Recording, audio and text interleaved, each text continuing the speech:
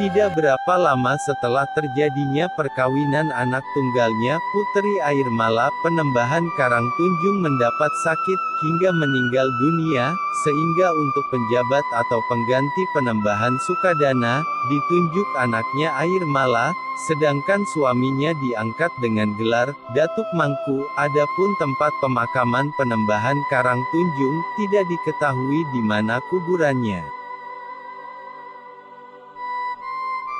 Setelah pelaksanaan pemerintahan di Kerajaan Sukadana oleh Penembahan Airmala, yang dibantu oleh suaminya Datuk Mangku, Kerajaan Sukadana berjalan dengan lancar.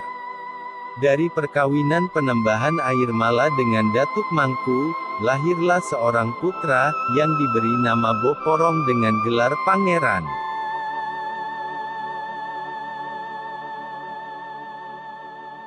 Setelah Pangeran Buporong beranjak dewasa, meninggal dunia pula ayahnya Datuk Mangku, dan dimakamkan pada sebuah bukit kecil, di sekitar desa Pangkalan Buton.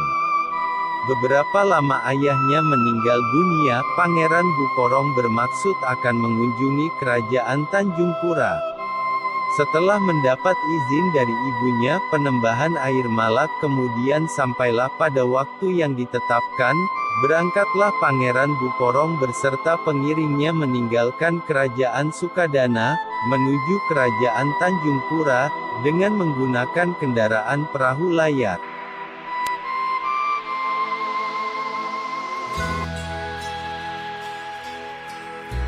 Setibanya di muara Sungai Pawan II atau Kandang Kerbau, Pangeran Buporong mengeluarkan seutas jalannya, yang terbuat dari benang mas tuli, lalu dikibarkannya di muara sungai tersebut.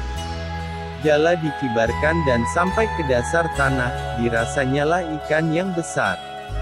Dengan sangat berhati-hati Pangeran Buporong mengangkat jalannya, dikhawatirkan ikannya akan lepas. Ternyata setelah jalannya terangkat naik ke perahu, bukanlah ikan yang diperkirakan dalam jala itu, melainkan sepucuk keris yang sarung dan bulunya berukir cantik, demikian pula mata kerisnya.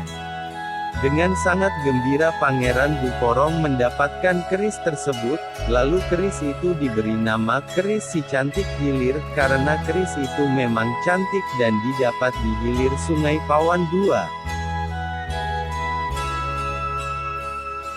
Kemudian Pangeran Buporong dan rombongannya meneruskan perjalanan, dengan berdayung menelusuri Sungai Pawan II menuju Kerajaan Tanjung Pura.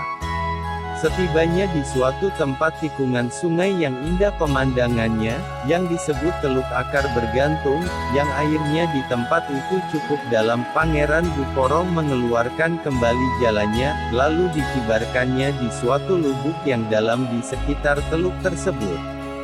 Setelah jalannya sampai ke dasar tanah, maka terasalah olehnya seperti yang dialaminya pada pengibaran jalannya di muara Sungai Pawan II. Setelah diangkat ke atas perahunya, ternyata dugaannya meleset. Dan yang ada hanyalah senjata berbentuk badik atau senjata orang suku Bugis. Ulu dan sarungnya berukir cantik, alangkah gembiranya hati Pangeran Buporong mendapatkan senjata itu, lalu senjata itu diberi nama, Senderik.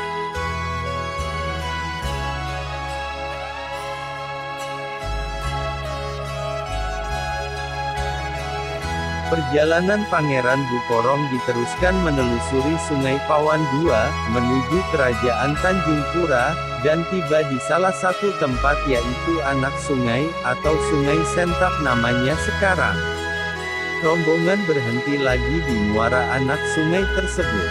Setelah beristirahat sejenak, kembali Pangeran Buporong mengambil jalannya, dan langsung mengibarkannya di muara sungai itu, Lagi-lagi Pangeran Buporong merasakan adanya ikan besar, tetapi setelah jalannya diangkat, nyatanya hanyalah sebuah cembol yang terbuat dari kuningan. Cembol adalah anak peminangan atau tempat sirih, yang diisi dengan gambir, pinang dan kapur.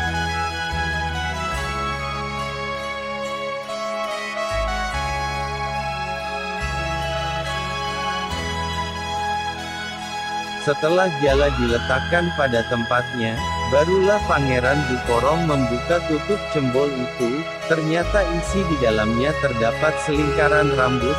Setelah diluruskan, panjangnya kurang lebih 7 kilan atau 1,5 meter. Demikian herannya Pangeran Buporong menemukan rambut sepanjang itu. Sehingga timbullah dalam pemikirannya ingin melihat bentuk dan wajah pemilik rambut tersebut. Pangeran Buporong beserta pengiring atau pengikutnya melanjutkan perjalanan untuk menuju ke istana kerajaan Tanjung Pura.